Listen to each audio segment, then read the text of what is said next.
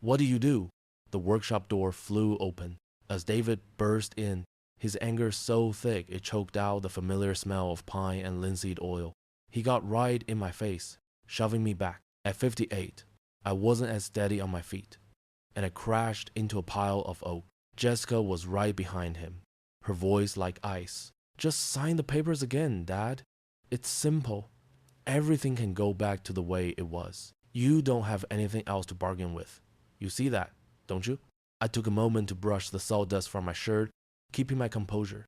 "If it's so simple, why are you shaking?" "You just sank my business," David snarled. "You want to see your own kids on the street?" I met his glare without flinching. 20 years ago, someone else was put in the ground. His name was Michael. Remember him? The air grew still and cold.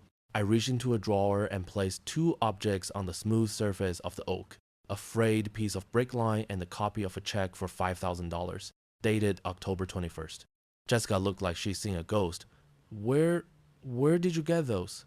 "Right where you left the truth," I said, hitting a switch. A small red light appeared on a camera mounted on a ceiling beam. "We're doing this once, and we're doing it with the truth. I bet 99% of you will hear this, sigh, and scroll past without clicking. Like or subscribe, even if it only takes a second.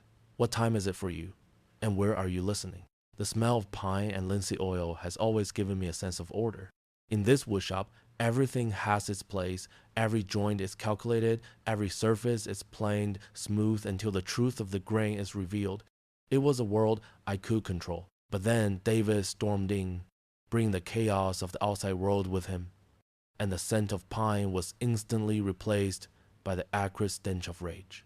"What did you do?" he roared, his usually handsome face now flushed and distorted. He didn't wait for an answer. A hard shove, and my 8-year-old body lost its balance, sprawling onto a pile of oak waiting to be worked. Splinters dug into my skin. I looked up from the floor, into my son-in-law's eyes, and the cold, calm washed over me. His rage didn't surprise me. I had been waiting for it. I had planned for it. To understand why my son-in-law would want to kill me over a signature, you have to understand that this drama began 20 years ago, on the fateful day that took my eldest son, Michael. We had the kind of life you'd frame on a postcard from Carmel by the Sea. I was John, an architect turned builder who had constructed our home with my own hands on a hill overlooking the Pacific. My wife, Sarah, was the heart of that home, a woman whose smile could warm the foggiest of days. We had 2 children, Michael, my eldest, who was like me, forthright, hardworking, with hands born to build, and Jessica, our youngest, beautiful, smart, and always something of an enigma. Our life was measured in Sunday barbecues. Neighbors would stop by, admiring the bougainvillea Sarah tended to, and I stand by the grill, feeling a quiet pride. This was my legacy: a solid house, a happy family, a respected place in the community. At least, that was the story we told ourselves. But even then, there were cracks. The small kind you only see if you look close enough. I remember one of my birthdays, not long after Jessica had married David. A young investment broker with a smile too wide and a handshake too firm. I had opened a bottle of Macallan 18, a gift to myself. David took the bottle, poured himself a generous glass, and raised it for a toast. To self-made men, he bellowed, looking around at the crowd. Everyone applauded. He didn't glance my way, the man who'd paid the down payment on his first house, who'd given him an interest-free loan to start his business. I was just part of the scenery in his success story. Sarah, of course, saw none of it. She only saw her daughter's happiness. She saw a growing family. But I saw a crack. And then the earthquake hit. It was a Friday night in October. Michael, 21 and in his last year of college, had gone to a party in Big Sur. He promised to be home by midnight. But midnight came and went.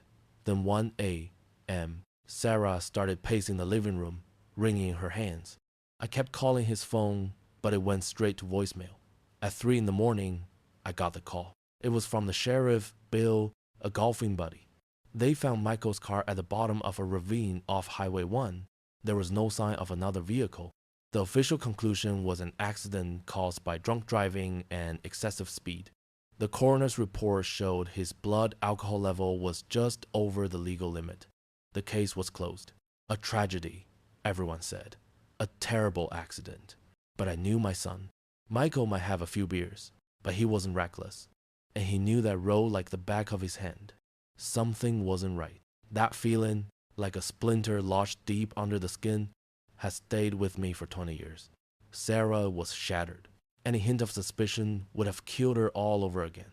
And in a town like Carmel, where appearances are everything, a family scandal is worse than a tragedy. I chose my wife's peace over the truth. I buried my son along with my questions. It's a debt I'm still paying. The funeral was a performance of communal grief.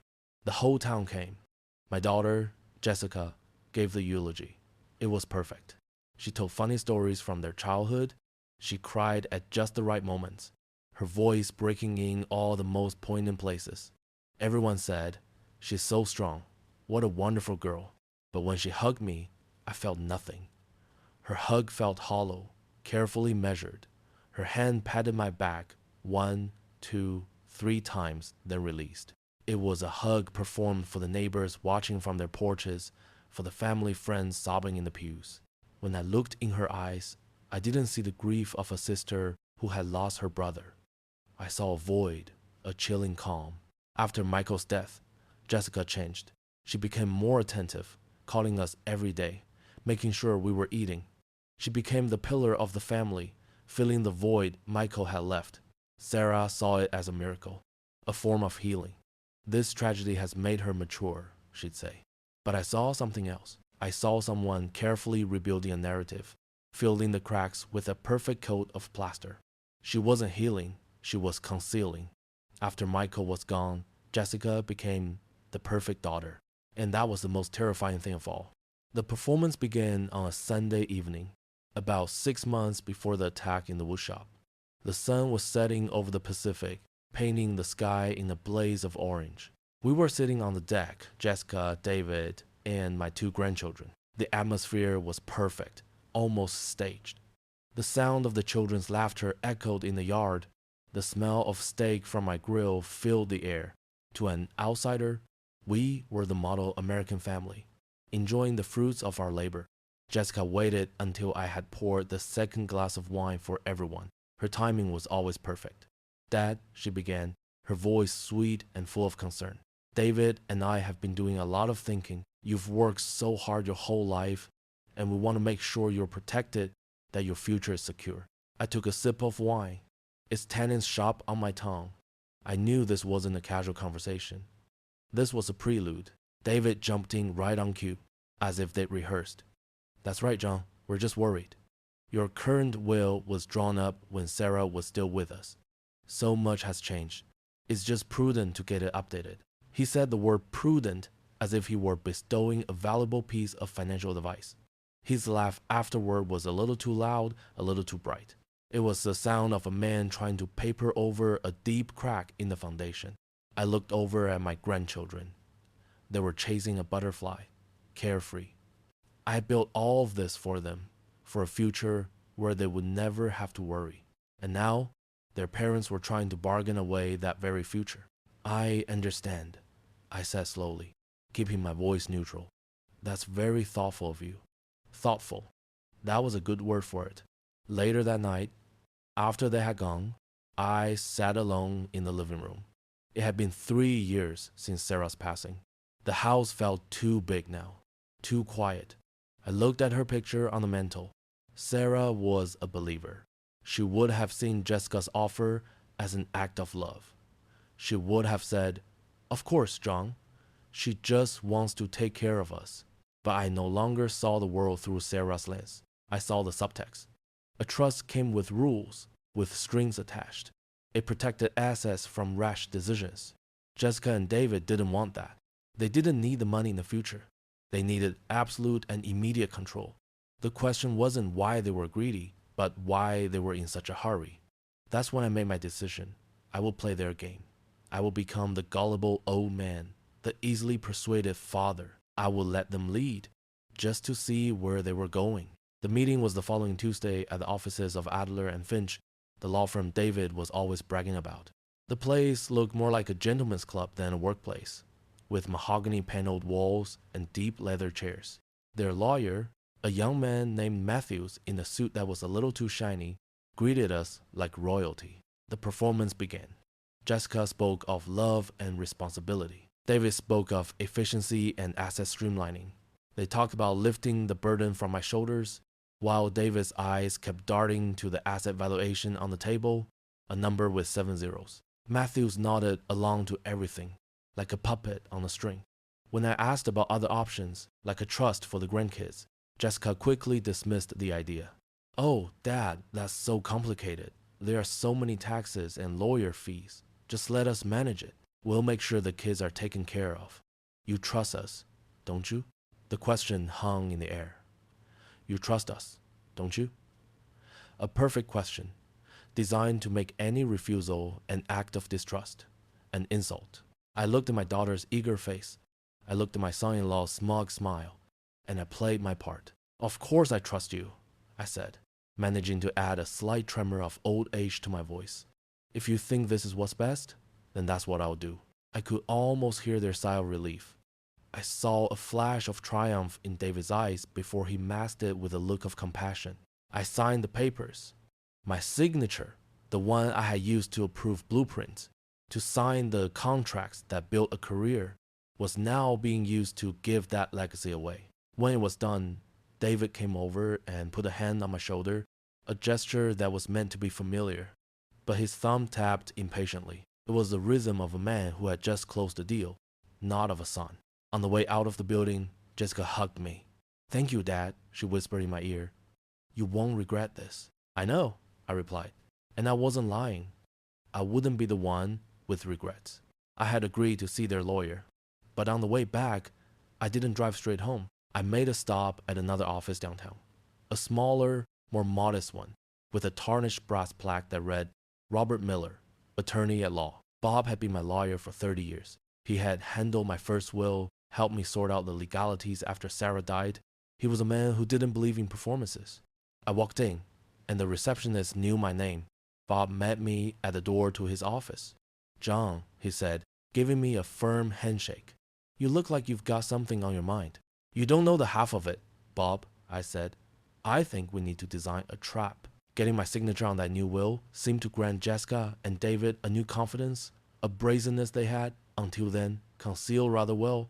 They thought the game was over, but for me, it had just begun.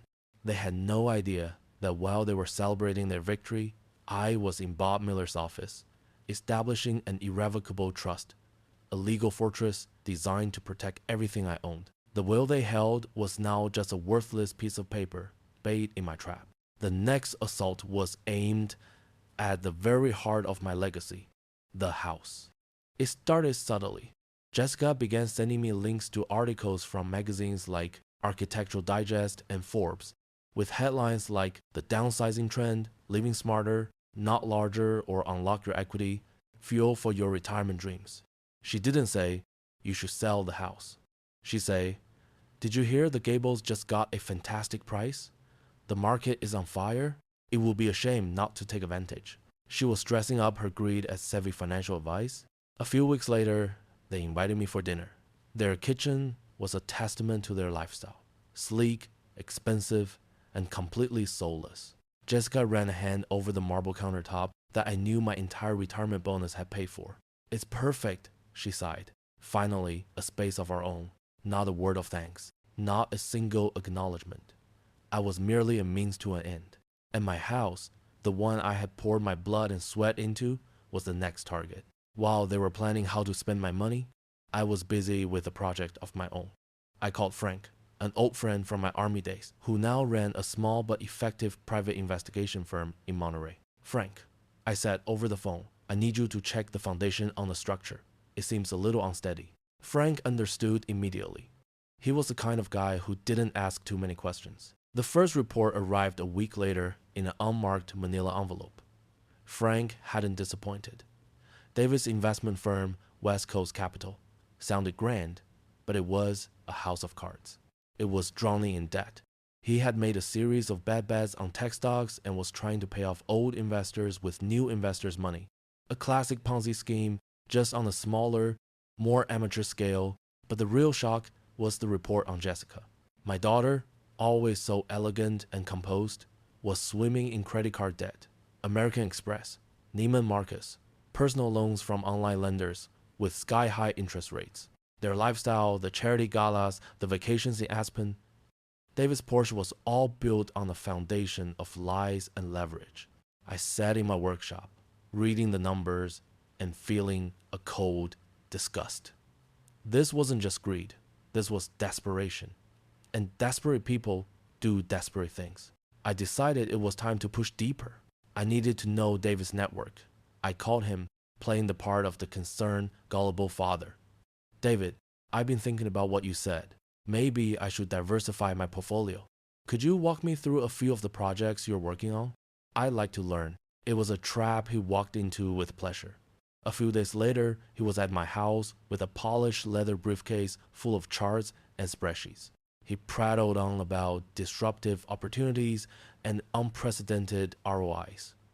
I pretended to listen intently, nodding and asking naive questions.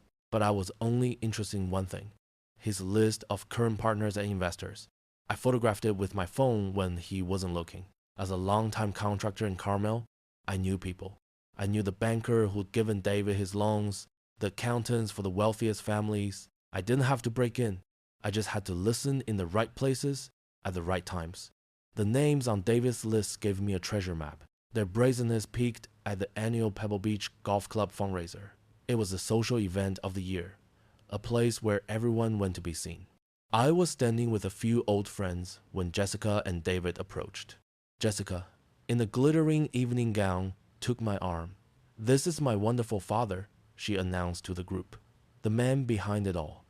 And then she delivered the line with a radiant smile. Of course, these days he's not good for much besides signing checks. She thought it was a charming joke, but I saw what it really was. An awkward silence fell over the table. Bill, my golfing buddy, suddenly found the secrets of the universe in his wine glass. His wife started talking about the weather. Their silence was a judgment, not of me, but of her.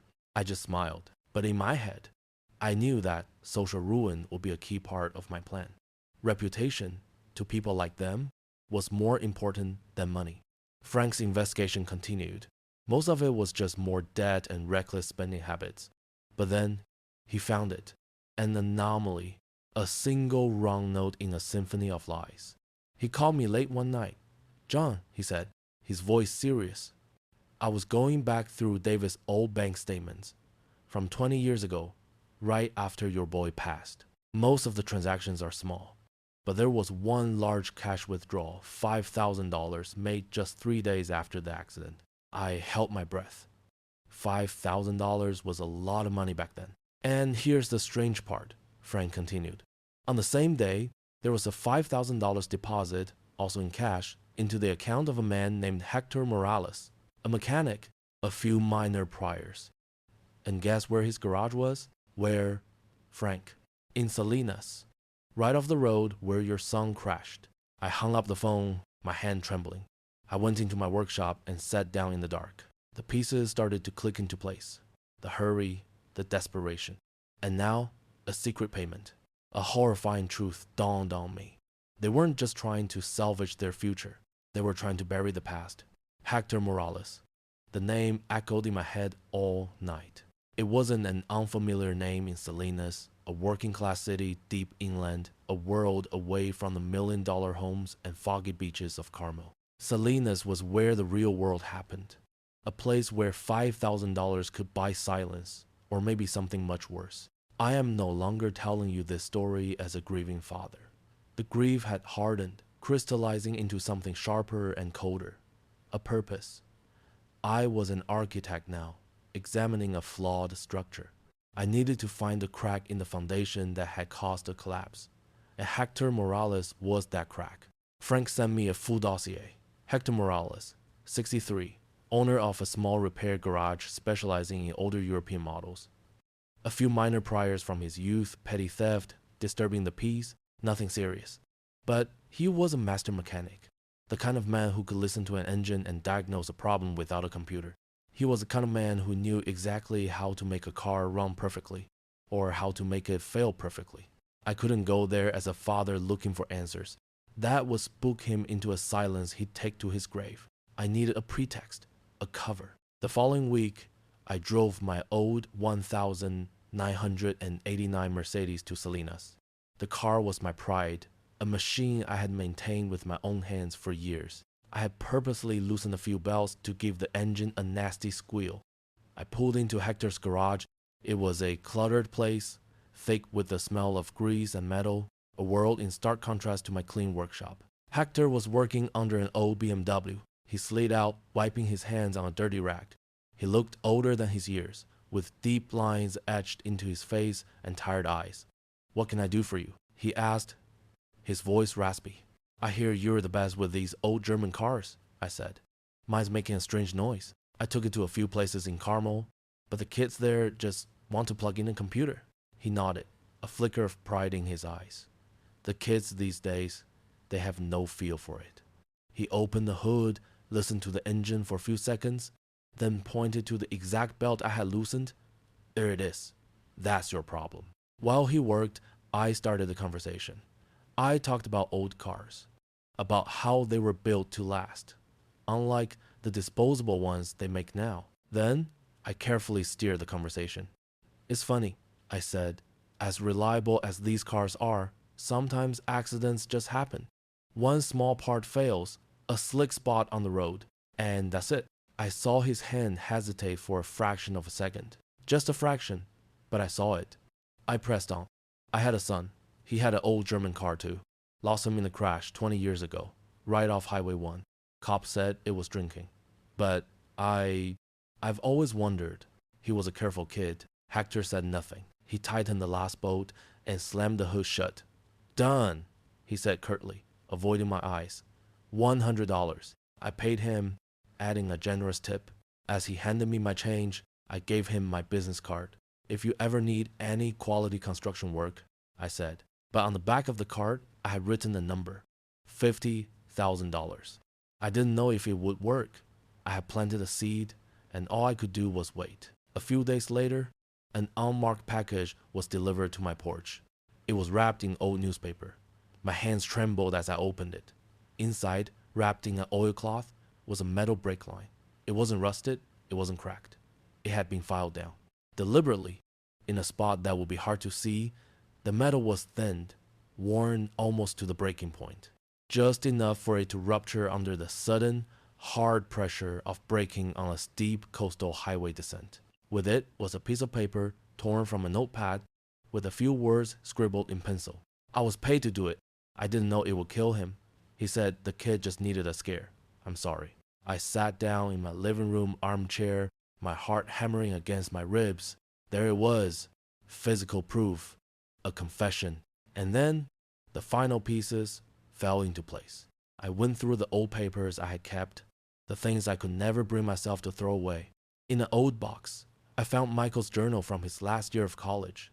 I had never read it. It had felt like a violation of his privacy. But now, I had to. I flipped to the last few entries, the weeks before his death. And there it was. October 12th. David asked for my help again with some creative accounting. He calls it tax optimization, but it smells like fraud. He's inflating construction costs on the project with Mr. Peterson and pocketing the difference. Jessica knows. She told me to just let it go, that everyone does it. But Mr. Peterson trusted him. He put his entire retirement savings into this. October 15, I confronted David. I told him he had to give the money back to Mr. Peterson or I was going to tell Dad. He laughed. It was a scary kind of laugh. Jessica was furious. She said I was trying to ruin her family. October 17, going to the party in Big Sur tonight. Need to clear my head. But tomorrow, I'm talking to Dad. I can't let this go on. It was the last entry. On October 18, Michael was dead. I closed the journal. There were no tears. There was no surge of hot rage. Just a cold, clean clarity. My son hadn't died in an impulsive shove. My son had been executed. He was silenced because he had a moral compass. because he was about to expose the fraud of his own sister and brother-in-law. The police's drunk driving conclusion wasn't just a mistake, it was a convenient cover that had protected them for 20 years. I went into my workshop, the one place I always felt at peace, and laid everything out on my workbench. Frank's report, the bank statements, the sabotage break line, the scribbled confession, and Michael's journal. This was no longer a family tragedy. This was a crime. And I was the detective, jury, and judge. I looked across the canyon at Jessica's glittering house on the opposite hillside. From here, it looked beautiful and serene, but I knew better. Its foundation was built on lies and mortar with my son's blood. Not a storm, I thought. A storm is too chaotic, too indiscriminate. This will be a precise surgery.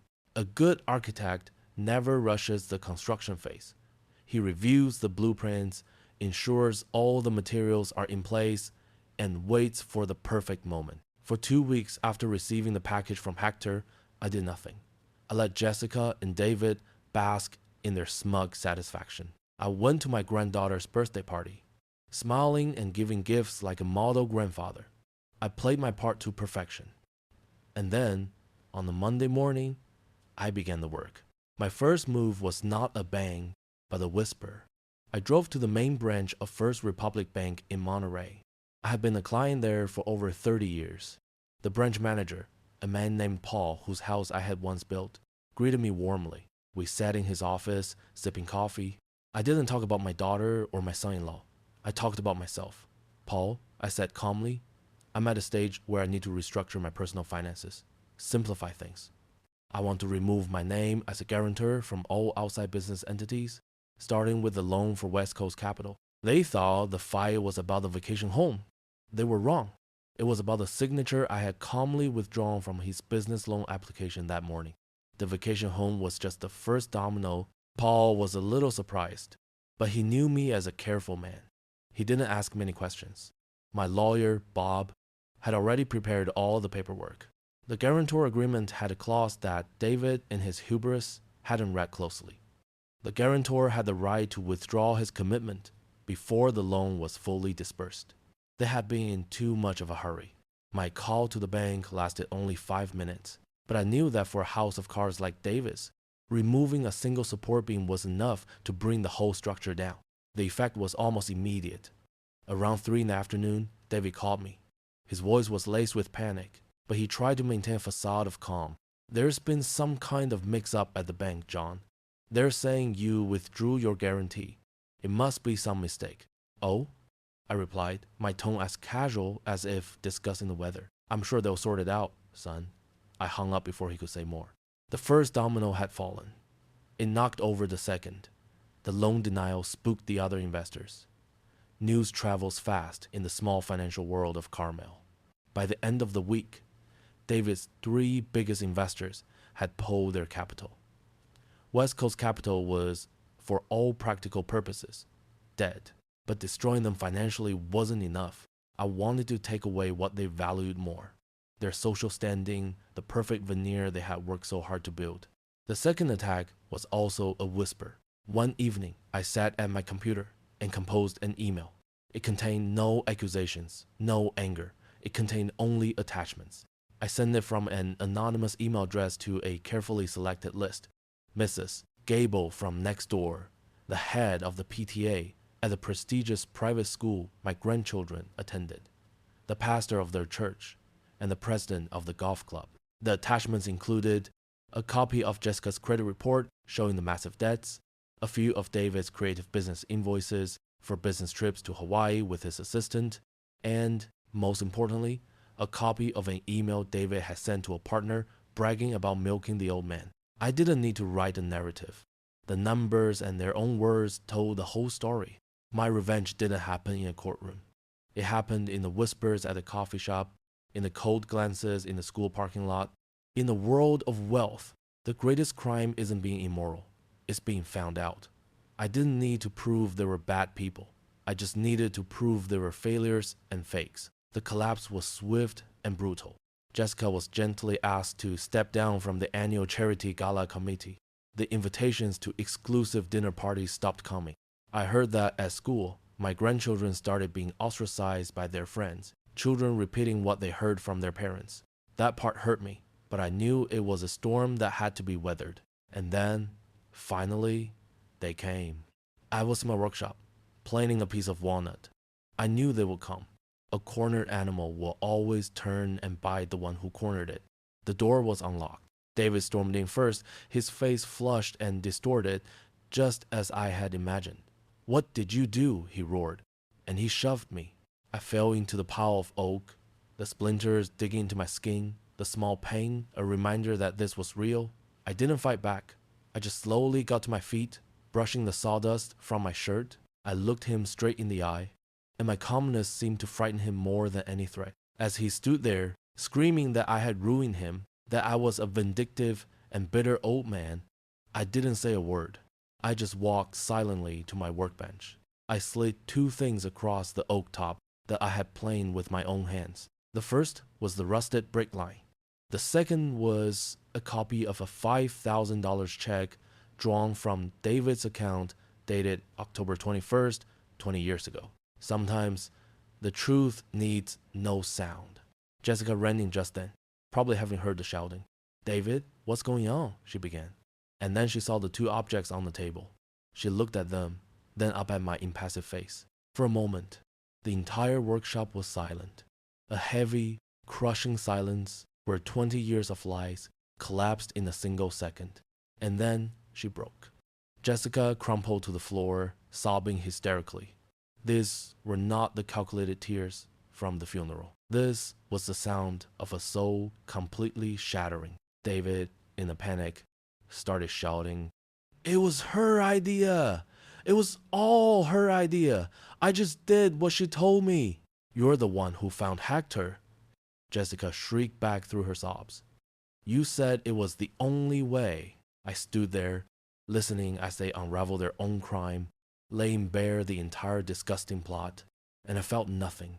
No triumph, no anger, just a cold, empty void.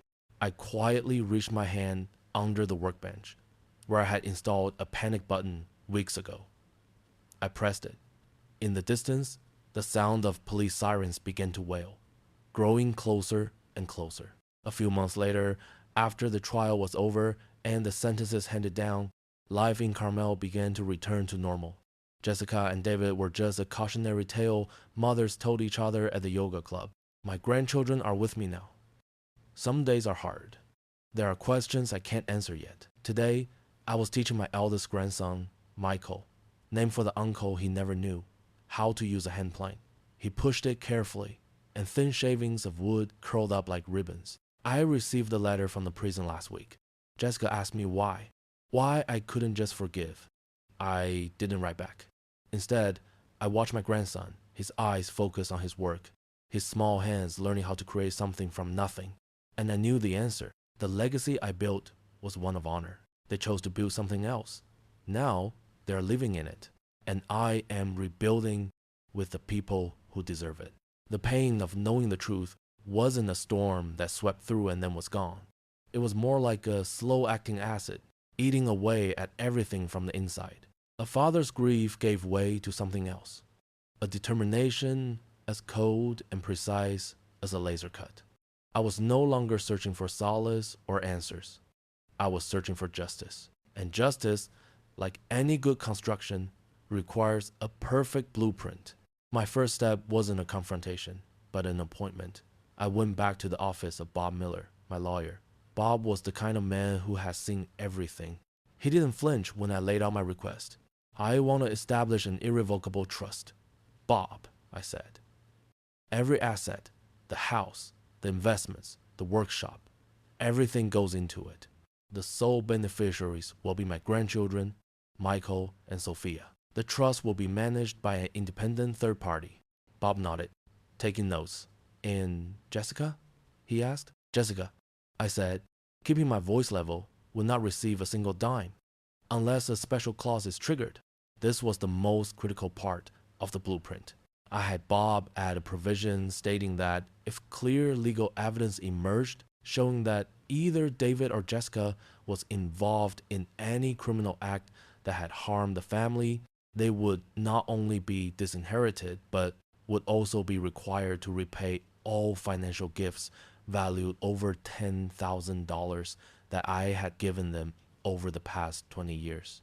It was a legal time bomb, and I was holding the detonator. While the lawyers worked on the paperwork, I began my own work. I turned my home office into a war room. I spent days reviewing my entire financial history, old construction contracts, and most importantly, I reopened the box of Michael's keepsakes that I hadn't dared to touch in years. I found old photos, school papers, and his worn-out baseball glove. And then I found it, the leather-bound journal I had given him for his 21st birthday. I had read his last entries, but this time I read it from the beginning. I read about his hopes, his fears, and the entries about how Jessica had changed after she met David. He wrote about her distance, her obsession with money and status. My son had seen the cracks long before I had. That journal wasn't just a memento, it was the testimony of the first witness. With my fortress secured, it was time to set the bait. I needed more information, specifically about David's network. I needed a detailed map of his paper kingdom before I burned it to the ground. I invited Jessica and David for dinner. I made the ribeye steak David loved, opened an expensive bottle of Cabernet Sauvignon. I played the part of the lonely old father who had finally seen the light and wanted to invest in the family's future. Greedy people are often blind. They didn't see a father plotting. They saw a beached whale ready for the taking.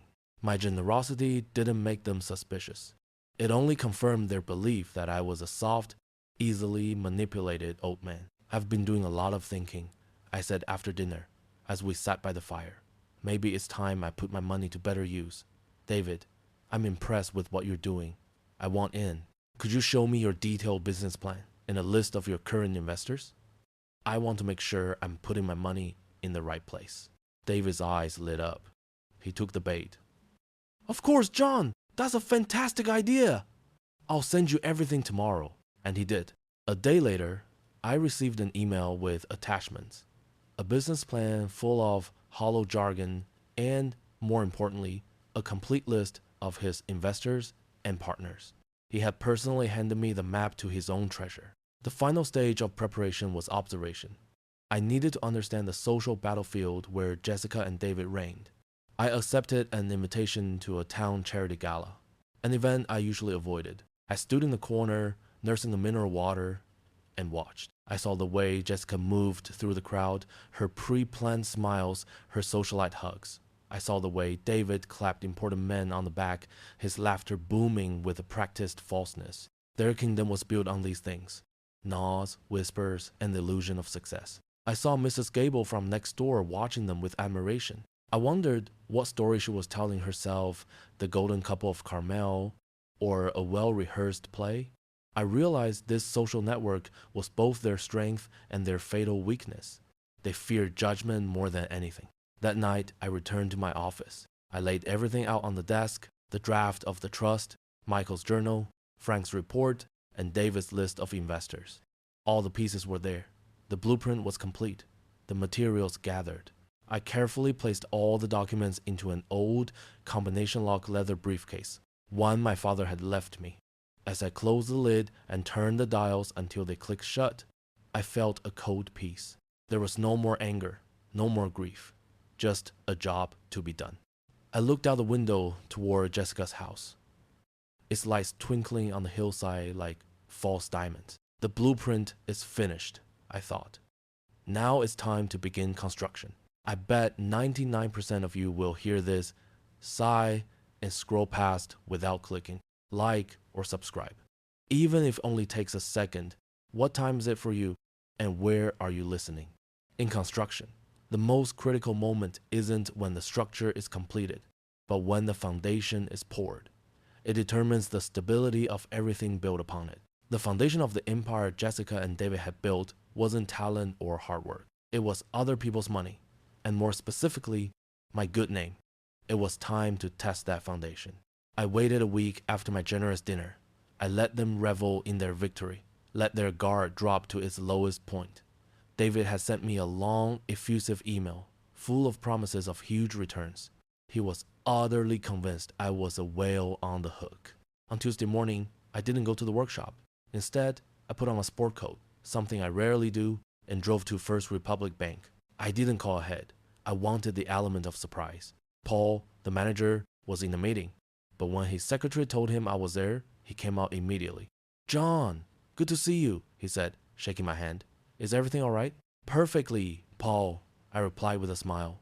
"Just a bit of housekeeping to take care of." We went into his office. After a few pleasantries about golf and the weather, I got straight to the point. I showed no anger or urgency. I presented it as a logical business decision. "Paul," I said, "I'm in the process of restructuring my personal finances. Simplifying things, you know. Bob Miller is helping me set up a trust for the grandchildren. And as part of that, I want to remove my name as a guarantor from all outside business entities. Starting with a $2 million loan for West Coast Capital." I saw the surprise flicker across Paul's face. He knew David was my son-in-law. He also knew that, without my guarantee, that loan never would have been approved. "Oh," he said carefully. "This is rather sudden, John. Is there a problem with David's company?" "Not at all," I lied smoothly. "This is purely on my end. I'm at an age where I need to minimize my risk." My lawyer had already prepared the paperwork. The guarantor agreement had a clause that David, in his hubris and haste, hadn't read closely. The guarantor had the right to withdraw his commitment before the loan was fully disbursed with 24 hours notice. The loan was scheduled to be disbursed on Friday. It was Tuesday. I was giving them more than a courtesy. Paul reviewed the documents. He was a banker, not a family therapist. Everything was in order. He sighed. "All right, John. I'll have the legal department process this immediately." My meeting at the bank lasted 15 minutes. A small act, a single signature withdrawn. But I knew that for a house of cards like David's, removing the single support beam was enough to bring the whole structure down. I spent the rest of the day in my workshop, working on a piece of cherry wood. The sound of the plane gliding across the wood was soothing. It was the sound of control, of order. The first call came around 3 in the afternoon. It was David. His voice was attempting to be casual, but I could hear the tension humming beneath the surface. "Hi, John. How are you?" "Fine, son," I replied. I just got a strange call from Paul at the bank. He said there were some changes to the loan. Must be some kind of mix-up. Have you spoken to him recently?" "I have," I said nonchalantly. "I stopped by this morning. Just some paperwork." "Paperwork?" His voice went up a notch. "What kind of paperwork?" "Oh, just some personal financial restructuring. Don't you worry about it." "No, not worried." "But does it affect the loan?" "I'm not sure, David. That's the bank's business. I'm sure they'll sort it out." I hung up, leaving him with his growing dread. The first domino had fallen. It immediately knocked over the second. The bank, without my guarantee, re-examined David's entire portfolio. They saw what I had seen. A company with no real assets, only promises. By the end of the day, the loan was officially canceled. The news, as I had predicted, traveled fast. David had been using the pending loan to reassure his current investors. When they got wind of it, the panic began. By the end of the week, his 3 biggest investors, the ones I had identified from the list he'd given me, had all demanded to pull their capital. On Friday evening, Jessica came to my house alone. It was the first time she had come without David. She looked tired and strained. The perfect veneer was beginning to crack. She didn't beat around the bush. "What are you doing?" she asked directly, her voice holding the edge I had never heard before. I was sitting in my favorite armchair, reading a book. I slowly closed it, placing it on the table. "I don't know what you're talking about," I said. "Don't play dumb. David's loan, the investors. Everything is falling apart. Was it you?" I gave a slight shrug. "I'm just protecting my assets, Jessica, just like you advised me to. You said I should be prudent and get my house in order. I'm just following your advice." I was using her own words against her. She stared at me, her eyes narrowed. She was trying to understand. In her world, people didn't act this way. They could be manipulated, they could be fooled, but they didn't fight back so quietly. "But why?" she asked, her voice almost a whimper. "We're your family." "Yes, you are," I said. And so was Michael. I had said his name. It was the first time I had proactively brought him up in a confrontation. I saw something flash across Jessica's face. It wasn't sadness, it was fear. She didn't say another word. She turned and walked out of the house. I knew this financial attack was only the beginning. I had taken their money. Now they were panicked and angry, and I knew they wouldn't stop there. They would get more reckless. And that was exactly what I wanted. Financial ruin is like a heart attack. It's swift, violent, and leaves its victim paralyzed. But social ruin is different. It's like a cancer, metastasizing slowly through whispers, sideways glances, and invitations that never arrive. It eats you from the outside in until you're nothing but a hollow shell. I knew that for Jessica and David, losing their place in society was a fate worse than bankruptcy. A week after my confrontation with Jessica, I began phase 2 of my plan. I had spent days preparing, not with anger, but with the precision of an architect. I created a temporary, untraceable email address with a generic name, and I began to send my information packets. My revenge didn't happen in the courtroom. It was a single, anonymous email sent at 2 in the morning to a carefully curated list. The first email went to Mrs. Davenport, the headmistress of the prestigious Valley Prep, where my grandchildren were students and Jessica was an active member of the PTA. The email contained no accusations. It had only a single sentence. For the financial security of the school, you might want to review the attached documents. The attachments were Jessica's credit report showing her massive credit card debt and a copy of the impending foreclosure notice from the bank. I didn't have to say my daughter was untrustworthy. The numbers did that for me. The second email went to the board of the Carmel Children's Fund, the charity Jessica was so proud of co-founding. The attachments this time were a few of David's creative business invoices, lavish dinners at the French Laundry, weekend trips to Napa, all billed as client entertainment for a company on the verge of collapse. The final, and perhaps most cruel, email went to Mark, the president of the golf club, a man who held absolute social power in Carmel. The attachment was a short audio recording. It was a clip from the conversation I'd recorded when David came to my house to present his business plan. In it, he was bragging to me about how he had pulled one over on Mark in a small real estate deal. "The old fool doesn't know a thing," David's smug voice echoed. Then I waited. In a closed community like Carmel, where rumor is currency, I didn't have to wait long. I started to notice the small changes. When I went for coffee at my usual spot, I heard whispers from a group of women at the next table. I caught the words dead and shameful. When Jessica went to pick up her children from school, the other mothers, who once flocked to her like moths to a flame, were now suddenly busy with their phones or waving to a friend in the distance. She was being isolated in the middle of the schoolyard. The first public humiliation took place at the PTA meeting. Jessica was scheduled to present the upcoming fundraising campaign. But 5 minutes before the meeting began, Mrs. Davenport had a quiet word with her. When the meeting started, someone else gave the presentation. Jessica sat in the front row, her back ramrod straight, her face a rigid mask, trying to project an air of calm while I knew she was screaming on the inside. I wasn't there to see it. Frank told me about it. I felt no satisfaction, only a cold emptiness. This was the inevitable consequence of the choices she had made. In the world of the wealthy, the greatest crime isn't being immoral, it's being found out. I didn't need to prove they were bad people. I just needed to prove they were failures and fakes. Jessica's final call came late one night. This time, there was no steel in her voice, no anger, only desperation. "Dad," she sobbed into the phone, the sound distorted with anguish. "You have to stop. Please. Everyone. They look at us like we're some kind of disease. My children, they're being teased at school. David can't leave the house. You're destroying us." I listened to her cry, and for a moment, the familiar guilt of a father surfaced. But then I thought of Michael. I thought of his journal, of the rusted brake line sitting in my safe. "Honor is something you build yourself, Jessica," I said calmly. "I can't give it to you. And apparently, you can't build it for yourself either." I hung up the phone. That was the last time we spoke before he came. I knew they would come. I had taken their money. I had taken their reputation. They had nothing left to lose. And a cornered animal will always turn and bite the one who cornered it. I didn't call the police. This was private. This was between me and them, between the past and the present. I waited in the workshop where it all began.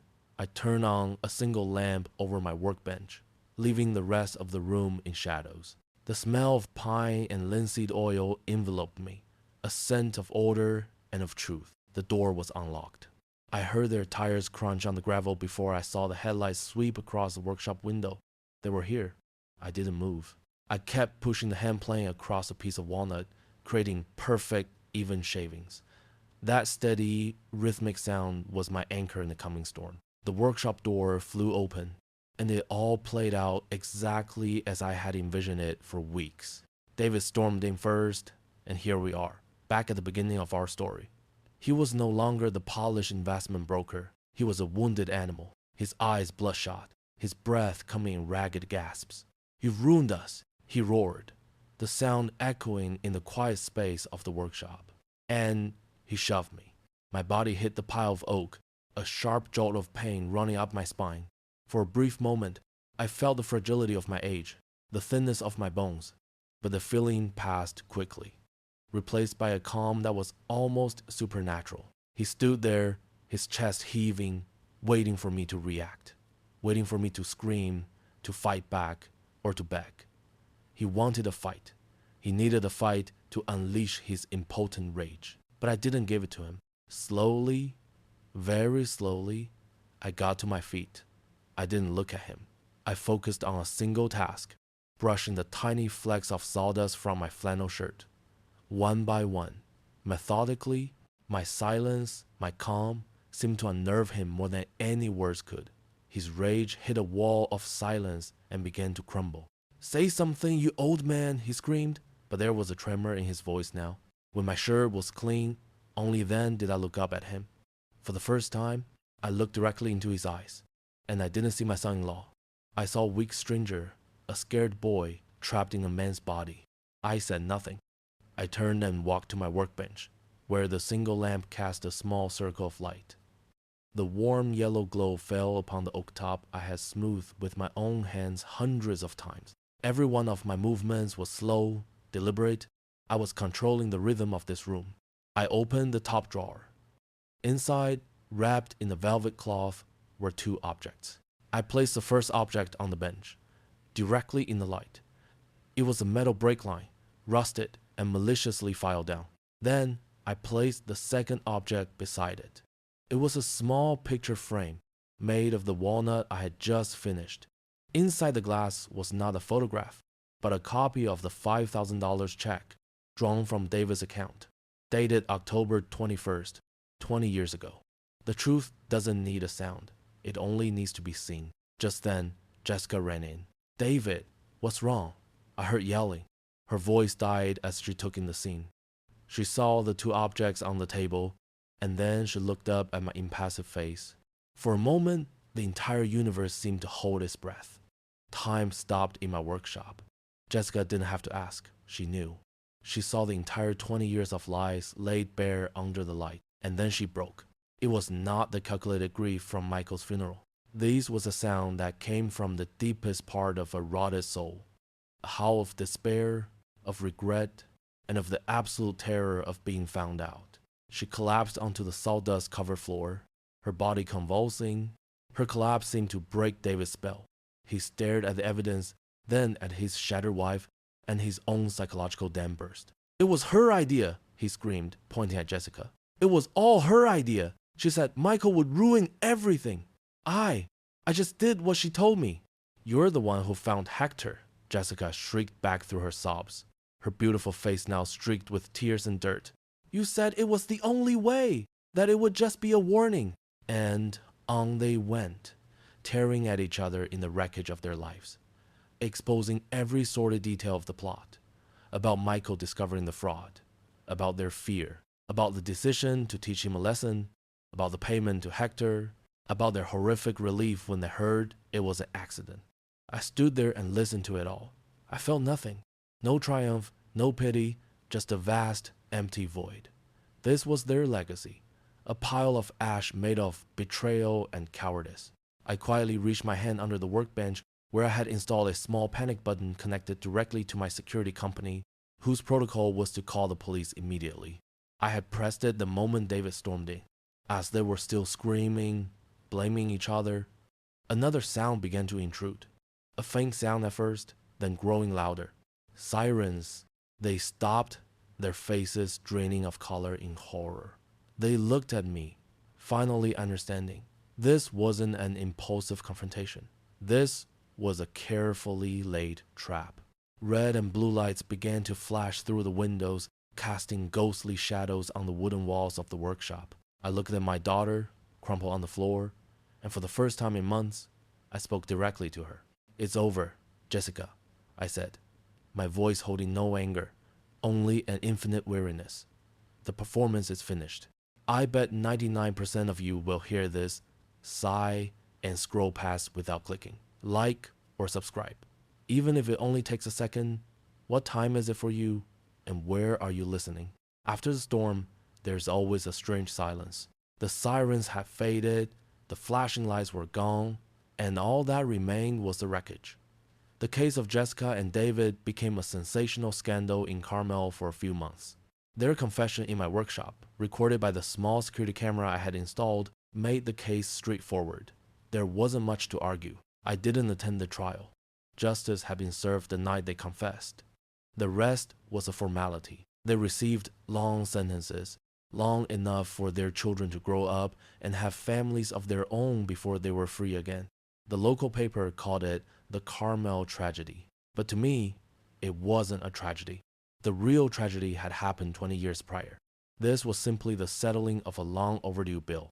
When the dust settled, I was left with 2 broken children and a house full of ghosts. Michael and Sophia, my grandchildren, were with me now. At first, they were confused. They asked about their parents every day. I had to face a man's hardest job, explaining the unexplainable to innocent souls. I didn't lie to them, but I didn't tell them the whole brutal truth either. One evening, as we sat on the deck overlooking the ocean, 8-year-old Michael asked, "Grandpa, why aren't Mom and Dad coming home?" I took a deep breath, the salt air filling my lungs. "Michael," I said, "sometimes grown-ups get lost. They take a wrong turn down a dark road and they forget the way home. Your parents got lost, and now they have to be in a place where they can find the right path again." It was the best truth I could give them for now. I knew that one day I would have to tell them the whole story, and on that day, they might hate me for my part in it. But that is the price of truth, and I am willing to pay it. Many people told me I should sell the house. Real estate agents, like vultures, began to circle, talking about a fresh start and a hot market. They didn't understand. This house wasn't just an asset, it was a witness. It had seen Sarah's laughter, Michael's first steps, and Jessica's lies. To leave it would be like trying to erase the past.